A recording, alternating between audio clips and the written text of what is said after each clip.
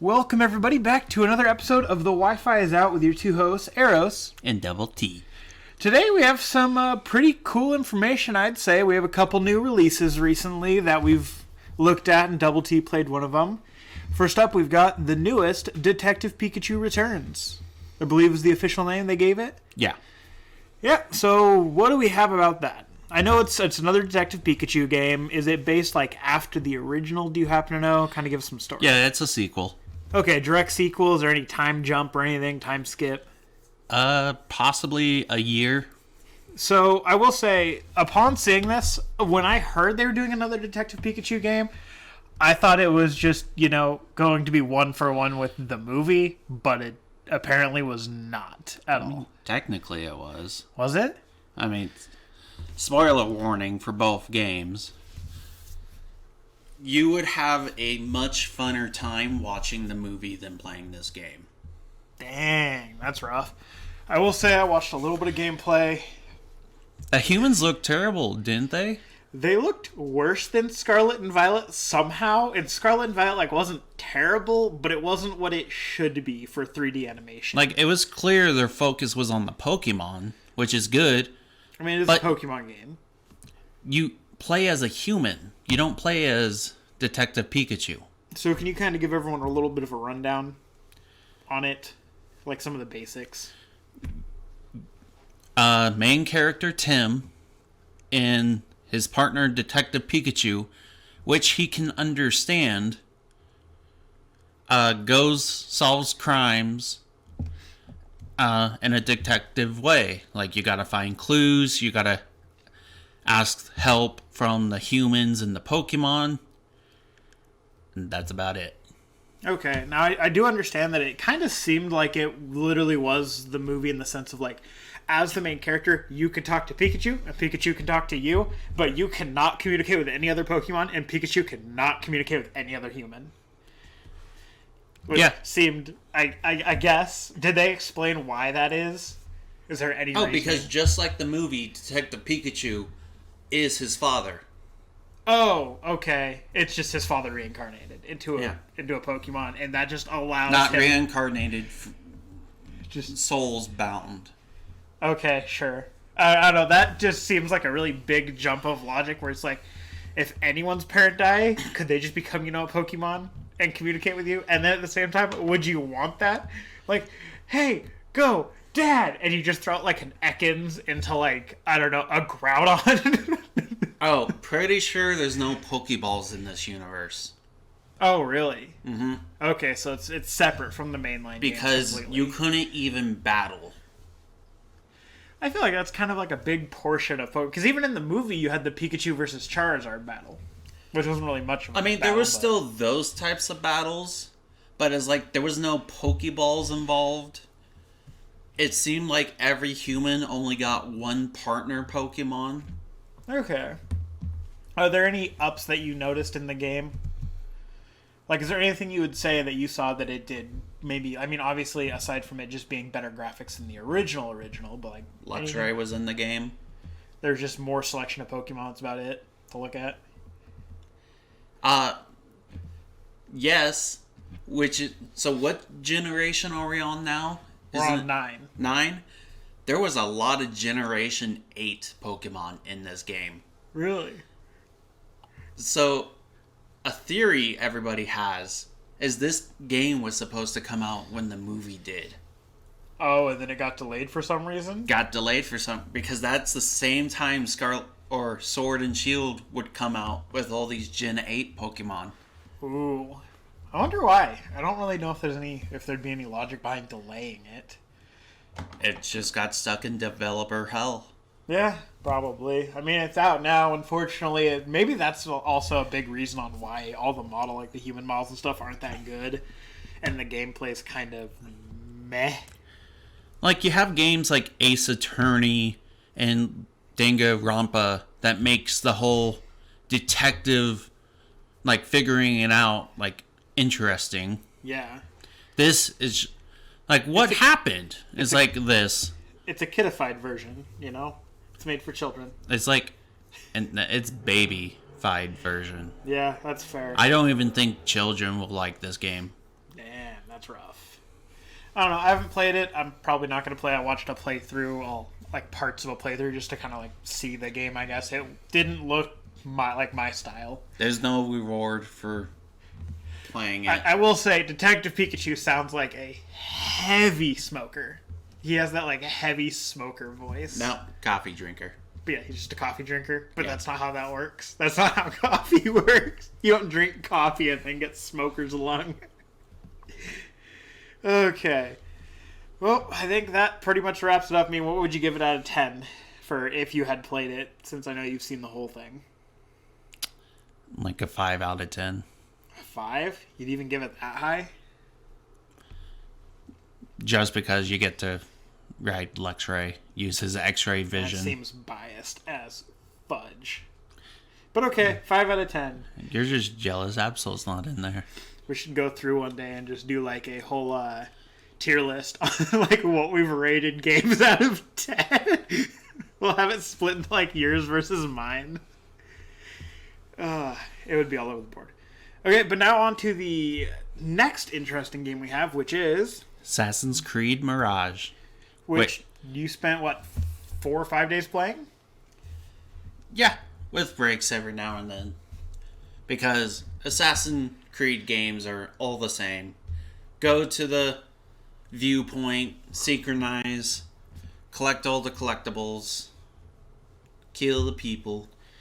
Alright, interesting. So how did you like the start of this game versus, the start of like the last couple? I didn't like it because I don't like the main character they chose. Okay. So, Assassin's Creed Valhalla introduced us to a character, Basam? Awesome. I think I'm saying his name wrong. Okay. But anyway, so they introduced us to this character. And so Mirage, you got to see his backstory. So the entire time I knew he was going to survive. Nothing bad was going to happen to him. There's going to be no twist endings because he had to be in the previous game, regardless of what happened in this game, which came out after. Yeah. Even though it was based on a time period before. Like, they had a twist with his mentor, like, telling him, if you do this, I will kill you. And it's like, oh, wow, nice twist. Like, I know I'm going to defeat you now. Okay. And it's like, how do I stay with assassins? It's like, oh, I don't even kill her. She gets to walk away. So, Valhalla was based off of Norse mythology. What was this one kind of like based off or based around? India. India, was there any sort of like ties to anything outside of it just being India? I don't have that good of knowledge, Okay. but I'm willing to bet nothing really. It just played like as if you were playing Assassin's Creed 1 roughly, where You were just stealthed around, yeah. just played the character and followed the story. There was no like exterior lore. It was definitely not like Assassin's Creed 2, where it was during the Renaissance with Leonardo da Vinci. Yeah, the Renaissance with Leonardo da Vinci. Brain fart. I can't remember, but all the famous like Renaissance painters and all that is what I would assume. I definitely did not feel like this game should cost $60 to $70. Why do you feel that? So they went back to the roots, and you finally got to be like a stealth assassin again. So once you unalive these people, you go on to the next one. And for this game, there was only 5 main people to kill. 5 big bads? Yeah. And that's it. Oh, There was like no other side characters to unalive. was there any like interesting side quests, interesting like story moments that like kept you engaged, or was it kind of just like go here, do this, defeat this guy, go here, do this, defeat this guy? Yeah, it felt like go here, do this. If you wanted to know what the story was, like listen in. But I did not feel any of that like history beats. If you were to like book your way through the game since you've completed it, because it took you like 4 or 5 days of you playing a pretty good amount to beat it. If you were just playing through it as fast as you could with the knowledge you have now, how guesstimate a time you could beat it in? Less than a day. Yeah, that's not good. That's not good for a game. And was there any replayability on it? Like, is there any reason to play it again outside of just experiencing the story? If you got, like... No, I'd say no. Until they bring, like, new items into the shop that give better abilities, which, by the way, are OP. I bought the lightning sword. Yeah. And when I had to get into a fight, like, I won. Were you just one-shotting everything pretty much? Pretty much, yeah. They only had 2 types of enemies as well. Okay. So I knew how to defeat the stronger one with my lightning blast, and it just was super easy. Was there any enjoyable moments of the game that, like, when you were playing it, you're like, I like this part of the story, or, oh, that was a cool puzzle, or that was a unique interaction? Anything that really, like, stood out to you? No. Because all the puzzles revolved around having the door barred. But what about the windows? We love the windows. No, that's a part of it. All the doors were barred, so you either had to look for a window, explosive. Okay, interesting. So, in today's gaming world, where you have games like Elden Ring, where you can create multiple characters and play different styles, you have games like Diablo 4, where you can create multiple characters and each character can play different styles. Do you think this game would be considered a huge letdown based on the fact that you can't it doesn't have the same replayability that every other game we're seeing come out has, pretty much? I would say this game is a downgrade from Valhalla, Origin, and Odyssey. Wow. Because you're stuck with a sword and a dagger. And that's it. That's it. In Valhalla, you had axes, 2-handed axes, javelins, swords, daggers. Like, you had multiple weapons that you could use. Was there any, like, points in the story where, you know, you could, like, kind of choose your path? I know Assassin's Creed games are very, like, you have to follow the storyline because it's in the past and you can't change that. But was there anything at all that you would consider, like, a choose-your-own-path type of thing that made it slightly good? No. Dang. But you still enjoyed the game. I mean, it was still worth the money. It was a good game. Like, I rated 7 out of 10. I mean, considering what Assassin's Creed 2 probably was not worth, like, what, $60? No, games back then, I'm pretty sure costed around $40. Dang. So, $20 difference, which is basically an American dollar at this point, honestly.